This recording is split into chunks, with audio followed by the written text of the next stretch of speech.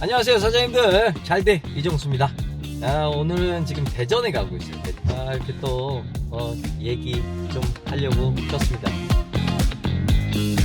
최근에 이제 제가 세 번째 책 중산층 가정의 올바른 교육 로드맵 초고를 완성했어요. 드디어 초고. 이제 출판사로 갔고 이제 편집하는 과정을 거쳐서 이제 6개월, 빠르면 3개월. 그 내용은 제 독자분들이시라면 잘 아시겠지만 그런 거예요. 중산층은 지금에 있는 입시 환경, 대치동식으로 얘기할 수 있는 그 입시 공부 방식을 완전히 바꿔야 된다.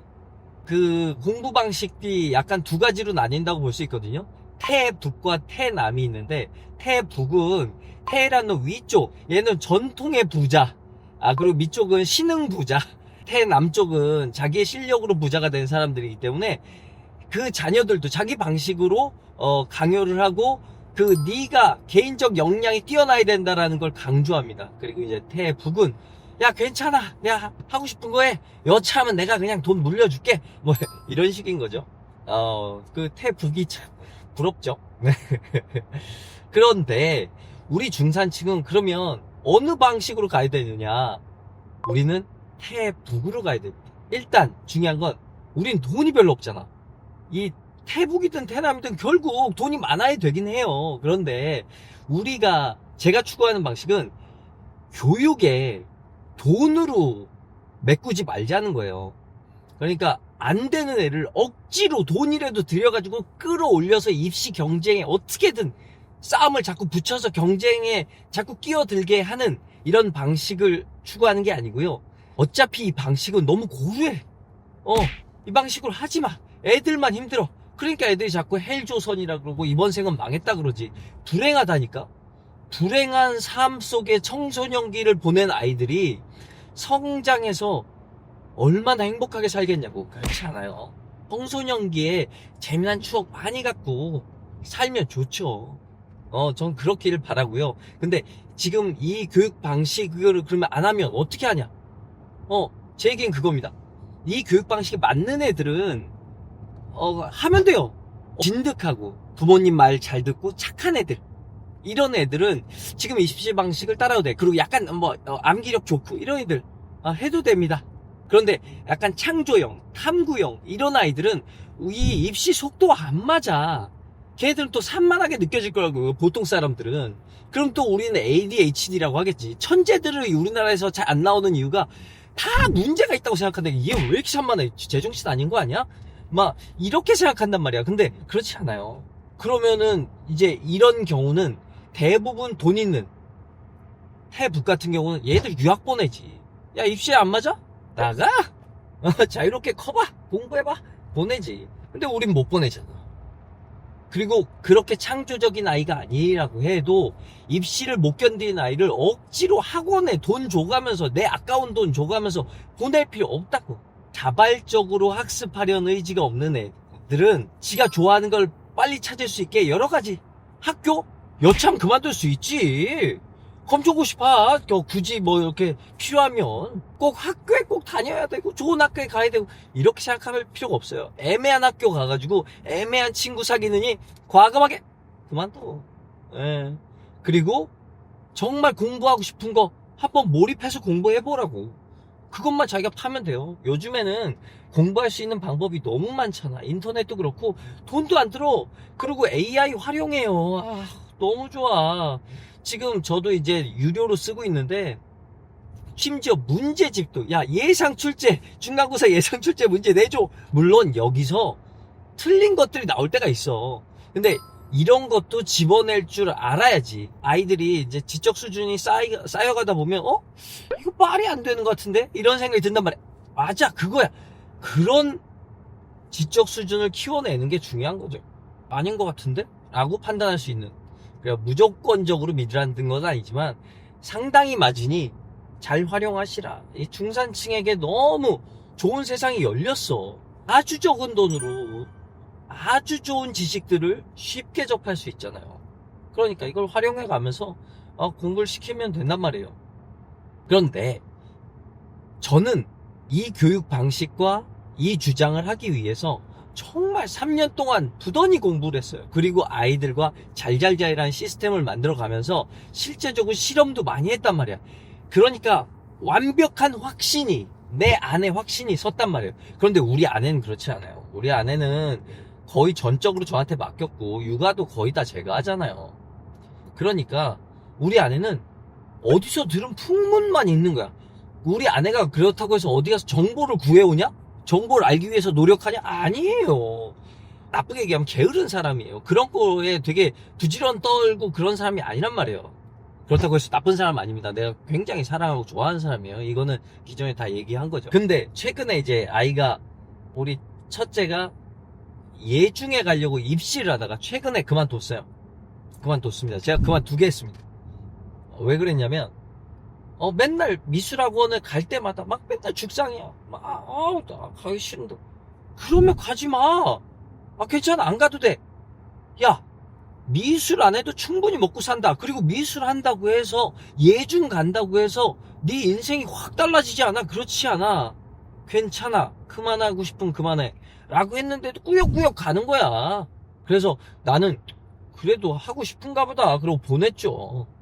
근데 이제 입시를 하다 보니까 알잖아요. 입시 선생님들, 입시 학원들은 아이들에게 집중력을 만들고 끌어내기 위해서 겁을 그렇게 줘요. 그런데 우리 중간층이 잘 챙겨야 되는 건 아이들에게 공포 디톡스를 해줘야 돼. 우리 애들은 원래 겁이 많아. 우리도 겁이 많잖아. 왜? 가진 게 없으니까. 우린 실패하면 안 되니까. 그런데 그런 마음이 우리를 저성장에 빠뜨리고 우리를 망친단 말이야. 공포를 떨궈내는 연습을 자꾸 해야 돼요. 아니 그래도 양친 부모가 그래도 살아있고 하나라도 있고 막 있으면, 아무도 없는 아이들도 있단 말이야. 그래도 하나라도 있고 둘이 있으면 네가 무슨 걱정이자. 괜찮아. 아직 내가 건재하다. 괜찮아. 해봐. 할 수 있어야지. 애의 마음에서 공포를 자꾸 걷어내줘야지. 아이가 이제 입시학원 갔다 오니까 거기서 맨날 그런 얘기 한다는 거야. 너 이러면은 너 이런 식으로 이 속도면 퇴출이야. 못해. 너 예중 못 간다. 이런 식으로 자꾸 겁을 먹고 오는 거예요. 그럼 난 또 이제 그 멘트에 대해서 바로 이제 감기에는 감기 약을 줘야 되는 거야. 거기에다 대고 이제 또 디톡스를 해줘야지. 야, 아니야. 야, 거기서 쫓겨나면 딴 데 가면 되지? 괜찮아. 예중? 안 가면 딴 데 가면 되지. 어차피 그거 다 대학 가자고 하는 거야. 대학? 다른 방식으로도 간다. 괜찮아. 계속 디톡스 해주고. 그리고 삶에 대해서도 디톡스를 해주고. 근데 그렇게 쭉 했는데 어떤 순간 보니까 입시라고 하니까 막 밤 10시 막 넘어가지고 애가 돌아와요. 압구정에서 이제 집으로 오면 10시에 끝나. 그럼 집에 오면 거의 뭐 11시 넘어자는 거야. 초등학교 5학년인데? 그러면 아침에 일어나서 약간 되게 피곤한 상태로 또 학교를 가고. 근데 나는 그런 걸 추구하는 사람이 아닌데, 이걸 계속 보는 게 마음이 아프고 이게 아닌 것 같은 거야. 근데 이제 고민하기 시작했어요. 왜 이렇게 스파르타로 이렇게 바짝 땡길까? 우리의 그림 잘 그리는 것 같은데. 그래가지고 내가 그 다니던 학원에 문의를 하면 뭐 할 수 있습니다. 조금만 더 하면 돼요. 뭐 이렇게 얘기할 테니, 예전에 이제 완전 애기였을 때 재미로 다니던 미술학원 원장님께 다시 연락을 했어. 그래가지고 얘 테스트 한 번만 봐줘라.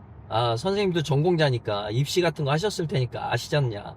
요거 지금 봐줘서 선생님이 봤을 때 지금 상황에 얘가 예중 될 것 같으면 얘기해주고, 아니면 아니라고 나한테 얘기해줘라. 난 지금 결정할 때인 것 같다. 그래 이제 그렇게 해주겠다. 그래서 이제 테스트를 봤어요. 그림을 딱 봤는데 나도 납득이 가겠는 거야. 이게 지금까지 돈을 때려받고 시간을 때려받고 그 고통을 겪어가면서 이 결정체냐? 납득이 안 되는 거야. 아니 후지더라고. 평상시에 학원에서 그려온 그림 퀄리티와 너무 떨어져. 또 꾸준히 지적받던 부분이 선생님도 지적을 하더라고. 뭐냐면 뭔가 전체를 봐야 되는데 너무 이 세밀한 거에 너무 집중해서 시간을 너무 잡아먹는다. 전체를 못 보고 요걸 본다. 근데 이거를 1년 넘게 계속 예전 학원에서 지적받았던 건데도 못 고쳤던 거야. 지금도 못 고친 거야. 그리고 지금 이 친구가 진도가 너무 느리다. 지금 시험 예중에 가려면 조금 더 진도가 빨리 와야 된다. 더 땡겨야 된다. 얘기를 하더라고요. 그때 이해했어. 아, 왜 그 늦은 시간까지 애들을 그렇게 잡나 했더니 얘가 진도가 느린 거야. 내가 갑자기 얘가 예중 간다 그래갖고 느닷없이 4학년 때부터 이제 입시를 준비한 건데 내가 입시 세계를 잘 모르는 거지. 정말 입시에 완전 그쪽 사람들은, 그쪽 입시로 가겠다고 판을 짠 사람들은 막 이미 2학년 3학년부터 무슨 상 받으려고 일부러 대회 많이 나가고 이 포트폴리오를 쭉 쌓아 올려온 거야. 우린 포트폴리오 없어. 너무 순진했던 거지. 그래서 학원에서 그렇게 바짝 땡기고 이렇게 했구나. 어떻게든 붙이려고 했구나. 이해했어. 오케이, 그만둬. 그랬더니 되게 당황하더라고. 되게 막 자기가 뭔가 실패한 것처럼. 그리고 막 그간 내가 들어간 돈이 있잖아. 돈도 꽤 들어갔다고. 그리고 시간도 미안한 거야. 부모한테 자기가 뭔가 잘못한 것처럼. 이런 건 아무것도 아니야. 그리고 널 위해 이 정도 투자할 수 있어. 나 해보고 싶었지? 했잖아. 괜찮아. 그리고 바로 그만뒀습니다. 그래갖고 애가 이제 다음날 계속 뭔가 패배자처럼 막 이렇게 쭉 가라앉아 있으면 어쩌나 했는데 다음날 아침에 학교 가기 전에 샤워하는데 노래를 부르더라고. 됐어. 야, 됐어. 그게 본심이야. 아이들은 부모의 마음에 들기 위해서 정말 그 아이들도 부단히 노력하고 있다고. 그러니까 내가 돈 들이고 내가 우리가 했던 신경 써줬던 모든 것들이 미안했던 거야. 근데 그것만 살짝 걷어내면 아이들은 하고 싶지 않았던 거야. 힘들어서 도망간 걸 수도 있어요. 도망치고 싶은 순간이 많고 도망치기도 하는데 애는 도망치면 안 돼? 아니지. 아이였을 때 오히려 도망쳐 볼 수 있어야지. 야, 지금 뭔 걱정이냐? 도망쳐. 나도 도망쳐봤어. 개그맨 하다가 그 조직 생활도 힘들고 아이디어 짜는 것도 너무 무서워서 도망쳐봤어. 연기한다고 막 가봤어. 근데 인생이라는 게 그렇잖아요. 내가 목적지 정해놓고 간 곳만 가? 아니야. 그냥 열심히 살다 보니까 거기 도착해 있는 거야. 마크 저커버그도 그랬어. 지가 페이스북 만들어갖고 슈퍼 재벌 되려고 거기에 달려갔던 게 아니야. 딱 찍어놓고 간 게 아니야. 가다 보니까 거기 있었던 거야. 그냥 지금에 있는 문제를 계속 해결하다 보니까 거기에 있었던 거야. 제가 늘 말씀드리잖아요. 하나님은 우리한테 숙제를 줬다고. 그 숙제를 그냥 열심히 하다 보면 어느덧 내가 생각지도 못한 곳에 가 있다고. 전 지금 이제 주부 작가라는 위치에 있는데 내가 주부가 될지도 몰랐고 내가 인생을 내 주부가 되려고 내가 이렇게 열심히 살았냐고. 아니었다고. 그리고 작가? 언감생심 생각도 못했다고. 그런데 여기 와 있다.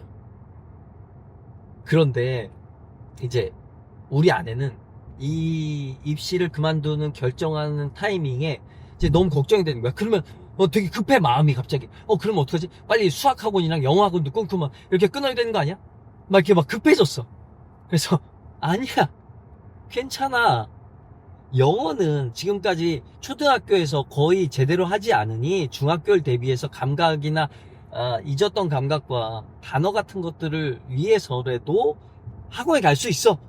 하지만 수학이나 국어 뭐 이런 거는 스스로 할 수 있어. 그 정도 되는 아이야. 괜찮아. 라고 하는데 막 계속 불안한 거야. 아니, 애들 다 하는데, 애들이 다 주변에 다 한다고 우리가 할 필요 없다니까. 괜찮아. 얘는 충분히 할 수 있어. 그리고 그걸 스스로 해야 공부할 자격이 있는 거야. 이 입시를 할 자격이 있는 거야. 그러다가 난 거기까지만 얘기하려고 그랬거든. 근데 아내가 자꾸 며칠을 불만인 거야. 학원 보내야 될 것 같은데 막 이러면서 계속. 그래서 제가 여러분한테 늘 얘기하는 게 공부하시라고. 우리는 애들이 좀 크잖아요. 육아 단계를 지나고 양육 단계, 초등학교 가면 그때부터 부모가 공부를 하지 않아. 애가 알아서 크겠지라고 생각한다고. 그러고 나서 이제 뺑뺑이 학원 뺑뺑이 돌리는 거야. 아이를 위해서 공부하지 않는다고. 내가 집에서 책을 보지 않는데 애한테 책 보기 바라지 말라고. 내가 집에서 핸드폰 보고 있고 TV를 보고 있는데 애가 안 보냐고. 내가 못하는 건 애도 못하는 거야. 이 얘기를 제 책에 다 적었고. 근데 아내한테 상처 주고 싶지 않아서 이런 얘기 잘 안 하죠. 그런데 자꾸 학원 얘기 막 하니까 터졌어, 나도. 그렇다고 해서 막 화내고 이런 사람은 아니야. 봐봐, 들어봐봐. 내가 내 책에서 이런 얘기를 적었어. 그런데 이 부모라는 건 아이들에게 증명해주는 사람이야. 내가 한 얘기를 증명해야 돼. 세상에 미술 아니어도 할 거 많다. 충분히 먹고 산다. 다른 일도 많다. 왜? 난 알거든. 확신이 있거든. 내가 증명할게. 내가 새벽 5시에 일어나서 책을 봐. 얘가 아침에 일어나서 눈 떠서 제일 먼저 보는 아빠의 모습이 책 보고 있는 모습이야. 내 말은 씨알이가 먹히지. 근데 우리 아내가 맨날 침대에 누워, 소파에 누워서 드라마, 정주행, 역주행을 몇 번을 하는 거야. 미스터 선샤인을 4번을 봐. 뭔가 계속 공부하고 나아갈 준비를 해야지. 아니면 전업주부가 돼도 된다고. 그런데 전업주부는 되게 싫대. 그러면 나아갈 준비를 해야지. 근데 안 한단 말이야. 근데 이게 너무 뼈아픈 소리라 난 못한다고요. 근데 이제 그 얘기를 해줬어요. 맨날 너는 술 먹고 너는 TV 보고 너는 핸드폰 보고 책도 안 보는데 애한테 자꾸 공부하라고 얘기해봐야 애가 씨알이가 먹히냐고. 안 먹혀. 그치? 네가 뭔가를 해야 된다고. 우리 부모가 변해야 된다고. 이게 지금부터 한 얘기가 내가 진짜 아내한테 해주고 내가 13년의 결정체라는 걸 느낀 그 멘트. 나봐.